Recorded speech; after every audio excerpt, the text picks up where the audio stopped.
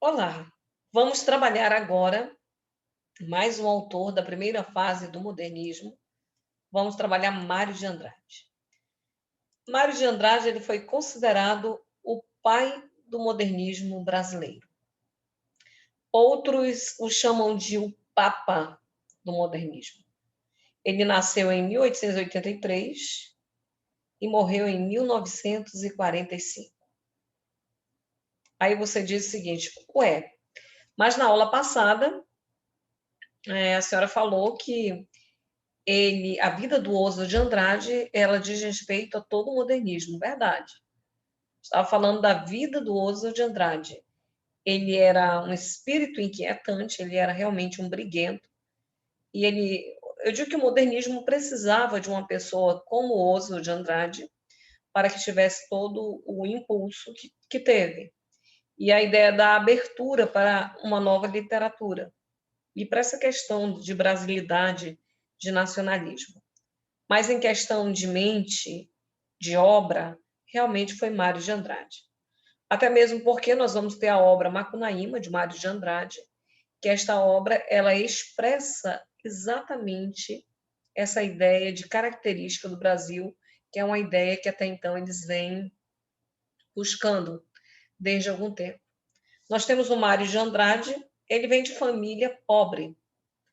O Mário de Andrade, em 1910, depois de ter feito todo o curso primário, ele entra para o curso de filosofia. Então, a tendência é ir para a filosofia. Porém, ele não chegou a concluir este curso, porque ele brigou com o professor. Às vezes eu digo o seguinte, essa questão do aluno brigar com o professor já não é de hoje, né? É algo que vem desde há muito tempo. O Mário brigou com o professor, o Augusto dos Anjos brigou com o professor, geralmente aquela briga de uma mente mais moderna contra uma mente mais tradicional. E simplesmente o estudo ele foi interrompido. Ele entrou em 1911 para o Conservatório de São Paulo e ele passou a estudar piano, que justamente em 1917 ele se forma e ele vai também ser professor de história da música. E é exatamente, ele vai viver disso, ele vai ser professor de história da música e ele também era professor de piano, que inclusive nós temos que lembrar que aqui eu estou focando mais na vida individual do Mário de Andrade, mas a vida dele em relação à escola, ao movimento, foi uma vida bem agitada, bem intensa. Lembrando que em 1917 foi o ano que ele se tornou amigo do Oswald de Andrade, que ele tinha sido o orador lá do secretário de guerra, e ele foi orador, e o Oswald de Andrade disputou a tapas o manuscrito que ele jogou no lixo com outro jornalista. Então, eles foram amigos desde 1917 a mais ou menos 1928, quando eles brigaram. E principalmente por causa do Mário, ou melhor, do Oswald de Andrade, que era uma pessoa muito difícil de lidar. Em 1917, ele vai publicar um livro que se chama Há uma gota de sangue em cada poema. Esse livro, ele tem muito ainda de características simbolistas e parnasianas, ainda tem bastante. Mas mesmo em 1917 já havia uma preocupação do Mário com a vertente mais social, que esse livro de poema ele fala muito sobre os horrores da guerra. Embora a questão da característica seja simbolista. Nós vamos ver que somente em 1922 que ele vai publicar o livro Pauliceia Desvairada, que ele vai falar de São Paulo. São Paulo é a cidade dele, a cidade onde ele nasceu. Daqui a pouquinho eu vou falar mais sobre esse livro. Esse livro ele produz mais ou menos entre 1920 e 1921. Ele publica em 1922 e em relação à obra, é a obra que marca o modernismo no Brasil. Em 1924, Mário passa a fazer várias viagens com outros autores também, inclusive viaja muito por Minas Gerais. Ele passa a estudar mais o folclore de toda a região amazônica. Dizem que ele pesquisou bastante, principalmente para escrever Macunaíma, ele pesquisou mais ou menos uns 5 anos. E quando ele resolveu escrever, ele escreveu em uma semana, dizem. E Macunaíma, para entender Macunaíma, você tem que entender de todo o lendário, de todo o folclore realmente do Brasil. Mas ele foi um pesquisador, realmente, a partir de 1924, ele passa realmente a viajar. Entre 1934 a 1937, ele vai ser presidente do Departamento de Cultura de São Paulo. Temos que lembrar que o Mário não teve uma vida longa, né? Ele vai morrer em 1945. Não teve uma vida longa. Realmente ele morre a partir daí. Mas a contribuição dele para o modernismo foi muito grande. Ele é considerado o papa do modernismo, ou o pai do modernismo. E ele entrou mesmo com uma voracidade, o que ele escreveu, ele não tinha sossego. E observem que aqui ele é bem rude, né, quando ele diz malditos para sempre os mestres do passado. O modernismo ele quer quebrar com todo o passado, principalmente em relação ao parnasianismo. Toda a literatura que eles consideravam uma literatura academicista, ultrapassada, tradicional, que a simples recordação de um de vós escravize os espíritos do amor incondicional pela forma. Quem tinha o amor incondicional pela forma? O parnasiano. Que o Brasil seja infeliz porque os criou, que o universo se desmantele porque vos comportou e que não fique nada, nada, nada. Temos que lembrar da mesma forma que o futurismo desejava a aniquilação dos museus, queria inclusive usar a guerra, porque a guerra era uma espécie de higiene mental para destruir o passado. Esses primeiros modernistas, eles também tinham esta visão bem futurista. E é interessante em relação ao futurismo que o Oswald de Andrade, eu já falei numa aula anterior, ele cometeu um equívoco quando foi elogiar o Mário de Andrade, que ele falou meu poeta futurista. Que isso ocasionou um problema muito grande, porque o Mário de Andrade ele vivia de dar aulas de piano. O Oswald de Andrade era rico, ele vai perder o dinheiro, porque ele era um perdulário. Mas o Mário era pobre. E quando saiu no jornal esta nota, o meu poeta futurista, ele perdeu os alunos dele. E isso realmente foi um problema. E ele se defendeu, ele disse, olha, não sou futurista, mas a ideia do futurismo de Marinetti, porque Marinetti, a partir de 1919, ele vai aderir mesmo à política fascista. Então, no Brasil, por causa desta aliança de Marinetti com os ideais fascistas, o povo achava que todo futurista era fascista. E isso era ruim. Então, eles não são futurista de Marinetti. Até mesmo porque, pessoal, quando ele publica Pauliceia Desvairada, que vai ser o primeiro livro de poesia realmente modernista, ali tem poemas futuristas, dadaístas não, desculpe, cubistas, até surrealistas. Então, ele vai, sim, pegar as ideias do futurismo. Ele não era aliado a Marinetti. Disse, e repito, tenho pontos de contatos com o futurismo. Oswald de Andrade chamou-me de futurista, errou. A culpa é minha. sabia da existência do artigo e deixei que saísse. E aí ele se justifica justamente por causa deste problema que o Oswald de Andrade causou ao Mário de Andrade. Embora os dois tenham sobrenomes parecidos, eles não eram irmãos. Eram muitos, eram bastantes, né, amigos, até eram muito amigos, né, muito. Tinham outros amigos, inclusive, até as brigas intelectuais. Tinham vários outros amigos e eles vão se debandar. E justamente quando começa ali o movimento pau-brasil, verde amarelismo e assim por diante. Quando nós temos o livro Pauliceia Desvairada, de 1922, primeiro, Pauliceia faz referência a São Paulo. Nós vamos encontrar características futuristas,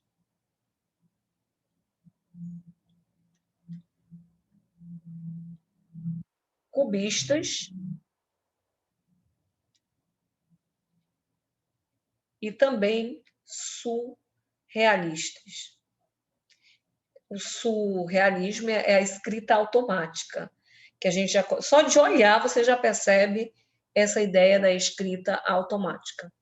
E eu digo que ao mesmo tempo é um hino de louvor, né? É uma exaltação à cidade de São Paulo, mas ao mesmo tempo nesta exaltação vai focar tanto a ambição dos bandeirantes, dos capitalistas, mas ao mesmo tempo a ideia de São Paulo ser abrigo para milhares de imigrantes. Ou seja, tem aquele lado que ele é bem como se fosse um dragão pronto a engolir, mas ao mesmo tempo tem aquela ideia de acolher, que no começo de 1900 milhares de imigrantes chegavam a São Paulo, o número de São Paulo ali triplicou, dobrou. Então, dizem que para Mário de Andrade, quando ele estava produzindo este livro, ele olhou da janela do seu apartamento e ele viu exatamente que São Paulo havia inchado com este número de imigrantes. Então, além desses traços que nós vamos ter, ele também, ao mesmo tempo, vai criticar o provincianismo de São Paulo. É um paradoxo, né? Por um lado tem um crescimento, mas por outro também tem um provincianismo. É repleto de ironia. Ora ele elogia, ora ele critica, ora ele é irônico. O que ele vai criticar? A superficialidade dos burgueses. Não é à toa que o poema Ode ao Burguês, lembrem-se do poema Ode. Eu acho que é ao burguês, depois eu peguei um trecho do poema, que inclusive este poema ele foi recitado na Semana de Arte Moderna. Ele é famoso, em muitos vestibulares este poema cai. Porque não somente essa ideia da superficialidade, né, ao conservadorismo do burguês. Aquela coisa de dizer que a Semana de Arte Moderna foi uma literatura burguesa, não foi. Ela foi patrocinada por burgueses, mas ela não foi uma literatura burguesa para burgueses, não foi. Nós vamos ver, ao mesmo tempo, uma espécie de poema telegrama. Se você observar, desde a aula do Oswald de Andrade, eu tenho falado de poema humor, de poema pílula, de poema agora telegrama. Porque eles pegam a ideia das tecnologias da época. É como se fosse um telegrama, o telégrafo, é essa ideia da mensagem, do automatismo, da velocidade, porque tem futurismo aí. Então, eles vão pegar toda esta ideia das tecnologias, do que está acontecendo no mundo, e eles vão trazer para a poesia. Vai ser uma poesia diferente. Você já observa só na escrita dela que é diferente. Outra coisa, nós vamos ver o coloquialismo.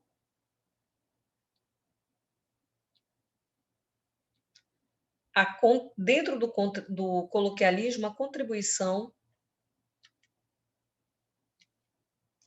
dos erros de português propositais que ele vai fazer, ou que ele vai escrever no poema, como característica do modernismo desta fase.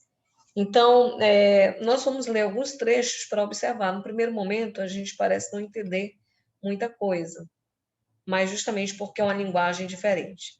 Primeiramente, nós temos o título aqui, ele trabalha com... São vários títulos que ele vai trabalhando dentro do livro Paulicéia Desvairada. Ele coloca aqui monotonias na minha retina. Essa reticência que ele coloca parece que dá a ideia de velocidade. São várias as formas que numa poesia você usa, realmente faz uso das reticências. Ou para suprimir um pensamento e deixar o leitor pensar o que quiser, ou muitas vezes, como dá essa ideia de algo que é frenético, que é muito rápido, pode ser para isso também. Serpentinas de entes frementes a se desenrolar. Observe a questão da agonia. Parece o Fernando Pessoa, quando escreveu também o poema ali, que ele é bem de cunho futurista, né? Que ele falava das máquinas, das engrenagens e tudo mais. Todos os sempre das minhas visões. Então, quando tem essa ideia de cortejo, é um bando de gente que vai andando por algum lugar. E aqui, ó, buongiorno, caro. Quem falava buongiorno, caro? O italiano.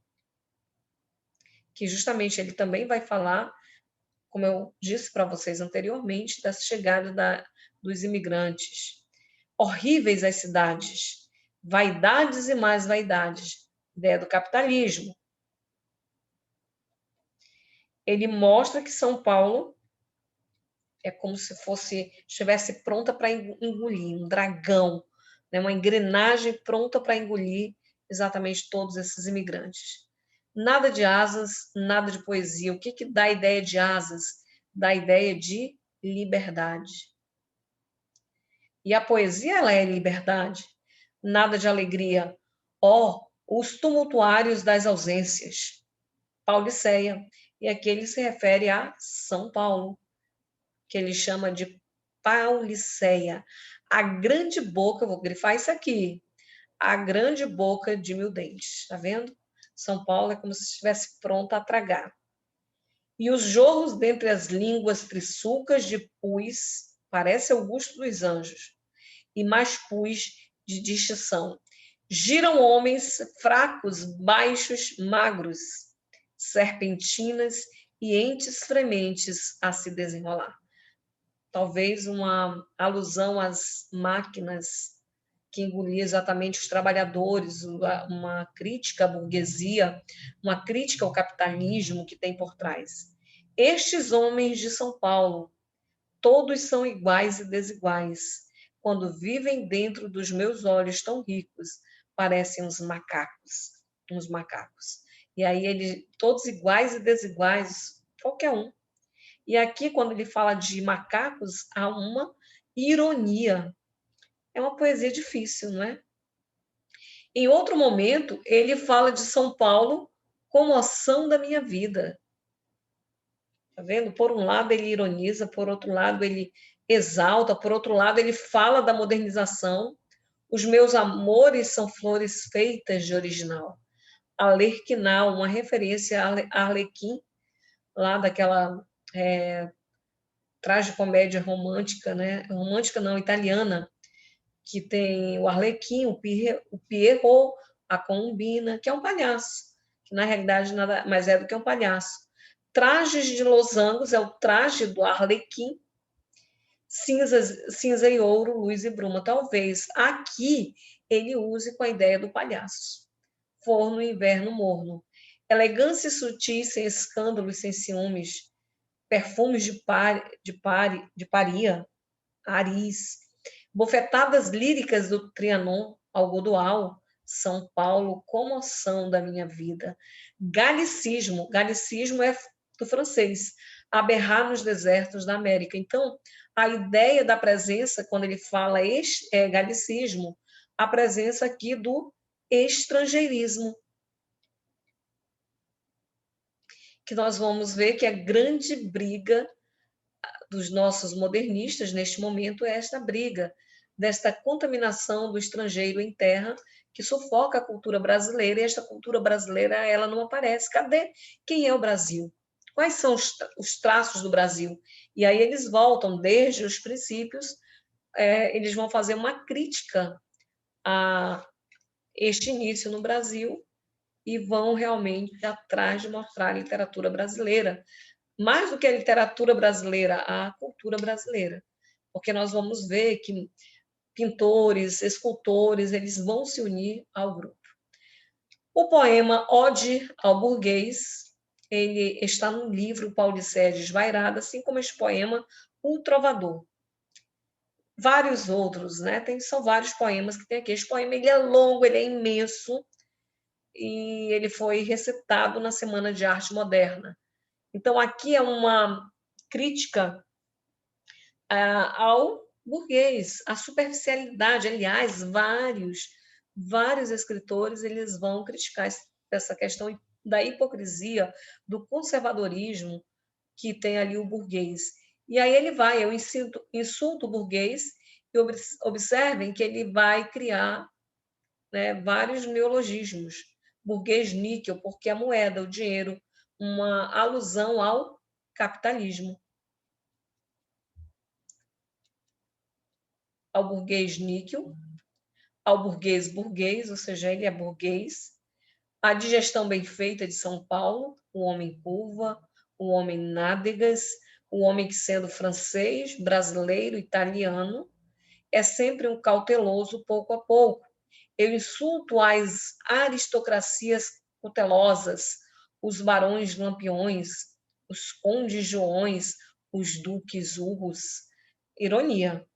Que vivem dentro de muros sem pulos e gemem sangues de 1000 réis fracos, para dizerem que as filhas da senhora falam francês e tocam prítepos com as unhas. Então, a educação que as moças elas tinham era uma educação bem culta, bem francesa, né? A mulher ela tinha que ser prendada. Geralmente as mulheres que eram vitrines do homem burguês, ela tinha que ser prendada. Nós temos um poema aqui que é o Trovador, fazendo uma alusão ao trovador, que era uma espécie de poeta cantor lá da Idade Média, das cantigas trovadorescas, que lançava ali uma cantiga para uma dama que era uma mulher da sociedade, né? Então, lá na Idade Média tem esse contexto. Nós vamos ver que aqui fala de sentimentos em mim, do asperamente dos homens das primeiras eras. Quando fala aqui a ideia das primeiras eras, então provavelmente uma volta ao primitivismo, ao começo. As primaveras de sarcasmo intermitentemente no meu coração alerquinal. De palhaço, provavelmente, intermitentemente. Outras vezes é um doente, um frio, na minha alma doente como um longo som redondo. Cantabona, Dlobron. Dlobron. Sou tupi, tangendo um alaúde. Então, ele faz uma menção, também não dá para a gente entender muita coisa, né? A gente tem que pegar por partes. Esse poema está em Paulicéia Desvairada. Então, provavelmente, é uma alusão a este primeiro momento dos primeiros homens do Brasil, né, nas primeiras eras. E quando ele chega aqui, que ele declara, a ideia é só um tupi. Então, a ideia do índio, mas, ao mesmo tempo, esse tupi está tangendo o alaúde. E aqui ele faz uma alusão à questão europeia, porque o alaúde é de origem europeia, civilizada. Então, é o primitivo versus o civilizado. Gente, é fundamental entender isso para poder entender uma questão. E olha só, o Enem tem muitas questões de literatura. Usa o mesmo poema aqui, o Trovador. Tá vendo? O Trovador, que a gente já leu. E o que ele quer aqui é do Enem. Cara ao modernismo, a questão da identidade nacional, perceberam? Por que que eu venho falando tanto de identidade nacional? Não é à toa. Conheço as provas. É recorrente na prosa e na poesia de Mário de Andrade. Em Um Trovador, esse aspecto é. Ele quer a questão da identidade nacional. Então, neste poema, como é que aparece a questão da identidade nacional?